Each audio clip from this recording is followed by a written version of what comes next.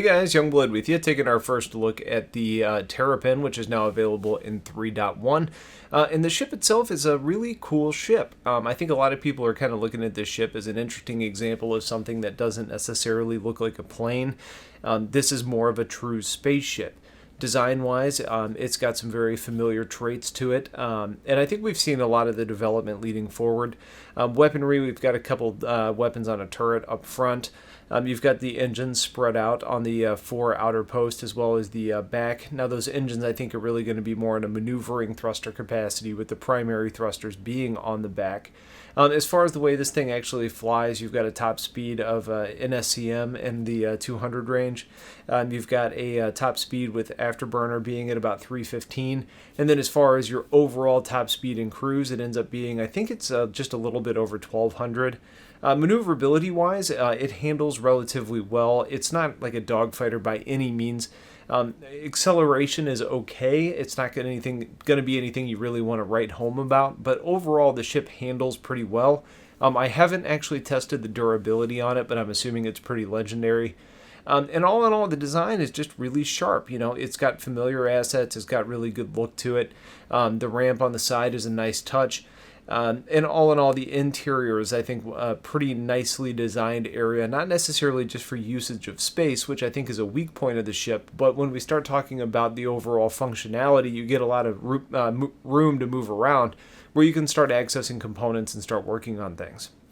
Now, as far as the interior of the ship goes, and the frames are a little bit crappy right now, but it's a little bit more fully fleshed out than a lot of the options that we have available. For example, you end up having options like the ability to open component housings to see shields, and you can see the shield generator just like the one that you actually can buy in Dumper's Depot available. You can close the doors. You've got multiple ones that actually work. This one, for example, opens but doesn't have anything behind it. You can get in and take a look at things like coolers. Boom, all of a sudden you're looking at a cooler.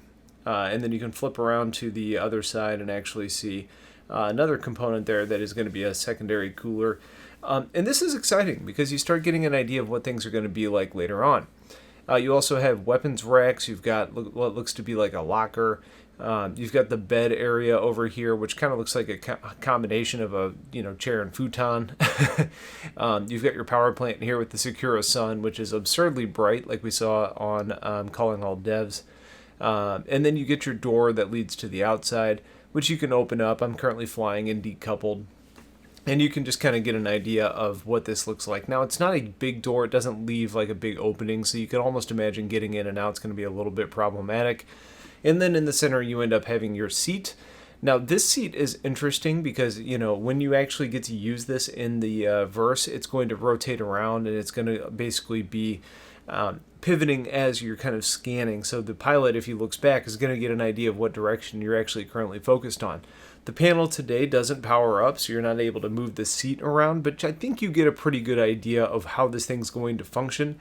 Now, as far as the information that you're actually able to see, this looks to have screens, which I think is going to kind of indicate that you're going to see things on the screens themselves, not in some sort of hologram, but either way, it's going to be kind of TBD. And you can see there's some extra space around here, so you can technically throw cargo in here if you want to, but it's not necessarily going to be something that sticks. So if you're doing crazy maneuvers, it is going to rattle around.